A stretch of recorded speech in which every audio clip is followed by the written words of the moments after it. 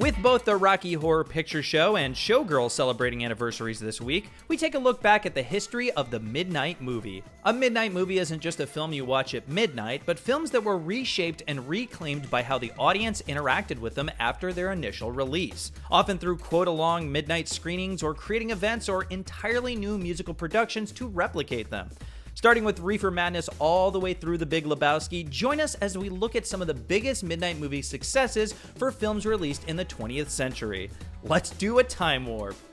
Reefer Madness, originally released in 1936. Reefer Madness was originally financed as a cautionary tale that was funded by a church group and was titled Tell Your Children. It was purchased in 1938 by notorious exploitation filmmaker Dwayne Esper, who inserted a few more salacious shots of marijuana hysteria, and the former church film became what's been shown ever since.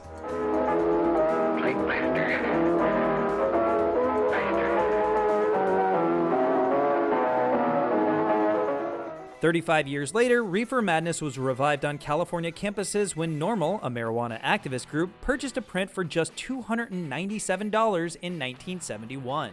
Normal started to screen the film as a student fundraiser for the California Marijuana Initiative ahead of the 1972 fall elections. Despite the revived popularity from university midnight screenings, there was no copyright to the film. New Line Cinema's Bob Shea, who studied copyright law at Columbia University, noticed this and purchased a print to release nationwide. This move made millions for the emerging studio that would eventually create A Nightmare on Elm Street, Final Destination, and many other horror franchises. Night of the Living Dead, originally released in 1968. George A. Romero's idea for the Night of the Living Dead started by reading Richard Matheson's novel I Am Legend. Matheson's story was about one man left to fight off a world of vampires. Romero was more interested in how people would respond at the start of the epidemic. If you're going to do something about revolution, you should start at the beginning, he said. Not wanting to be too similar to Legend, Romero created the dead coming back to life to attack and infect the living.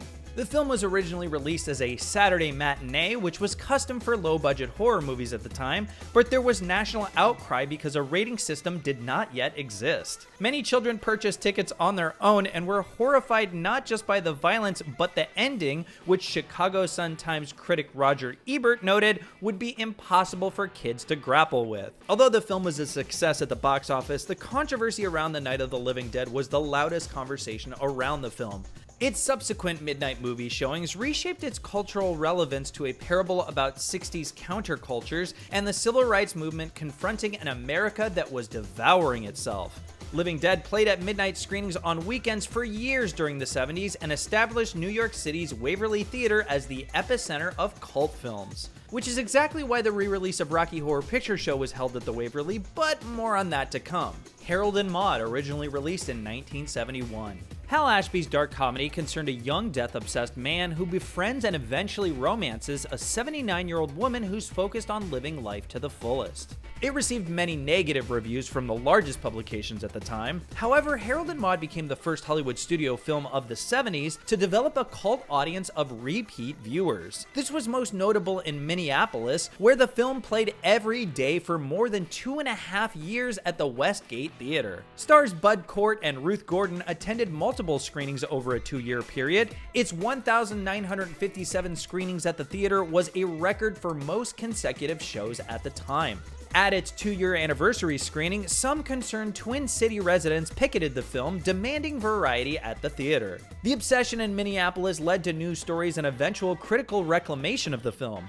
Broadening its modern appeal was the loving mention in There's Something About Mary. No, not the hair gel scene, but this. I guess I just wish they made movies like they used to make. You know, classics like The Karate Kid or Harold and Maude.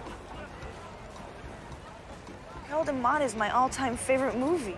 The Rocky Horror Picture Show, originally released in 1975. Damn it, Janet! During the initial release, the Rocky Horror Picture Show attracted sellout crowds to a single theater in Los Angeles with repeat attendees. But it flopped in the next 8 cities it played in 1975, causing Fox to cancel plans for a Halloween expansion. They did not, however, give up on it. They thought they could replicate the cult's appeal in Los Angeles elsewhere if it screened as a midnight movie. The first midnight showing was on April Fool's Day, 1976, at the Waverly Theater in New York City, where it played every Friday and Saturday night for the rest of the year. The convention of dressing up, bringing props, and shouting back at the screen was solidified by the time the midnight-only weekend screenings had expanded to 230 theaters around the country by 1979. Audience participation at rowdy midnight screenings, including dancing the time warp to the song in the film and hurling toast, hot dogs, rice, and toilet paper at the screen at specific moments. The level of participation born from Rocky Horror midnight screenings laid the groundwork for audiences who attended midnight screenings of Tommy Wiseau's The Room. The Evil Dead, originally released 1981-1983. The 12-week shoot of Sam Raimi's first film was incredibly daunting. The location had no plumbing, some actors were inadvertently stabbed, it took hours to remove the fake blood each day, and it was so cold the furniture was burned to keep people warm on set. Star Bruce Campbell called it a mirthless exercise in agony, but the road to get the movie in theaters was perhaps even more daunting. Raimi first screened the film, then called The Book of the Dead, at a Detroit theater. To help market the event, Raimi ordered ambulances to sit outside the theater to warn potential moviegoers of the experience. Irvin Shapiro, who was a founder of the Cannes Film Festival, eventually saw the movie and suggested the Evil Dead title, as books sounded too boring, and then granted the film to screen at the Cannes Film Festival. It's at the 1982 Cannes Film Festival where horror author Stephen King saw the film and dubbed it the most ferociously original film he'd seen in ages in USA Today. This quote was used to market the film, which, combined with an X rating, created enough buzz that Evil Dead found wider distribution. Time warp callback to Reefer Madness. New Line Cinema distributed The Evil Dead in a unique fashion in 1983 into theaters and video stores at the same time. While box office was soft, it was video rentals where The Evil Dead made its mark, becoming the most rented title of the year in the UK, even outselling The Shining during its home video debut. Here's Ash! Point Break, originally released in 1991.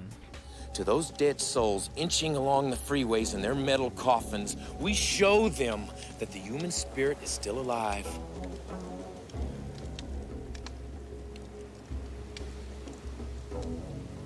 So you trust me?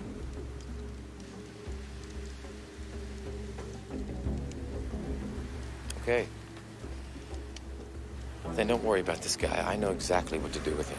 Point Break was a light financial and critical success at the time of release, but its cult status grew in 2003 when Point Break Live debuted in Seattle. This production leaned into the homoerotic undertones and varied acting styles that would grant the film new life and fans a decade later. Point Break Live is called the first ever reality play. An unrehearsed attendee was chosen by the audience to play Keanu Reeves' Johnny Utah role by reading their lines from cue cards held by a PA. This is performed opposite a rehearsed principal cast. Vaya con Dios, bros and babes. This reality play sold out its entire 2-month run in Seattle and then toured the country. The longest run was in Hollywood, where it opened in 2007 and closed in 2016. A production in San Francisco ran for 8 years and didn't sell out on only 2 occasions during its entire run. Showgirls, originally released in 1995. Boasting a budget of $45 million, Showgirls was the most expensive NC-17 film ever produced and also the only NC-17 film to receive a wide release in theaters nationwide. Showgirls was lambasted at the time of release by critics and audiences alike. It set the record for the most Razzie nominations, the awards for the worst film of the year, at 13. It's worse than dog food. It is. I've had dog food. The first seeds of reclamation were planted in 1998 from an unlikely source, acclaimed French art house director Jacques Rivette. Rivette called it one of the greatest American movies of the 90s. It's about surviving in a world populated by assholes, Rivette said, adding that it's Paul Verhoeven's best American film. Showgirls, however, was an immense success on home video, where it generated $100 million from rentals. United Artists made new at-home editions that included shot glasses and drinking game cards to enhance the communal viewing experience. The revived communal experience led to not just some of the most attended midnight movie screenings, but also, like Point Break, led to an off-Broadway musical production, Showgirls the Musical. The full audience reclamation of Showgirls wasn't complete until Elizabeth Berkley, who once called the reaction to the film cruel, watched the film with an audience at the Hollywood Forever Cemetery for its 20-year anniversary. At the event, Berkley said, "Tonight is like this magical full circle moment where I actually get to experience the sweetness of the screening with a crowd that embraced it." The Big Lebowski, originally released 1998.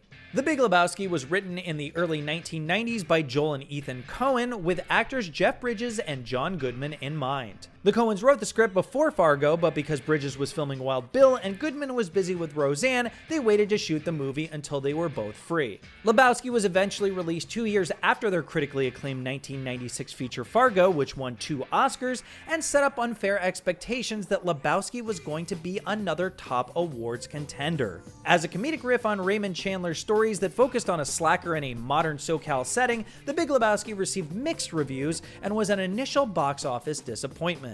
However, The Big Lebowski went on to become the first cult film of the internet era.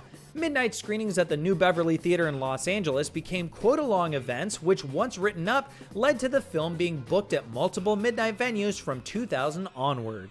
The immense fandom led to the first ever Lebowski Fest, held in Louisville, Kentucky in 2002. The event includes a night of unlimited bowling, live music, and numerous costumes and trivia contests. Lebowski Fest has since expanded to other cities, including London. Ardent fans call themselves Achievers, a nod to the Little Lebowski Urban Achievers certificate given by the billionaire Lebowski. But perhaps Lebowski's biggest achievement is having 2 species of spiders named after him: the Anulosamus Big Lebowski and the Anulosamus Dude.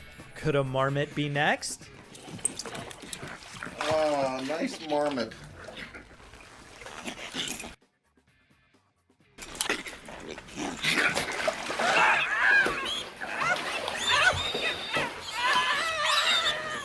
Thanks for watching, and tell us your favorite 20th century midnight movie in the comments below.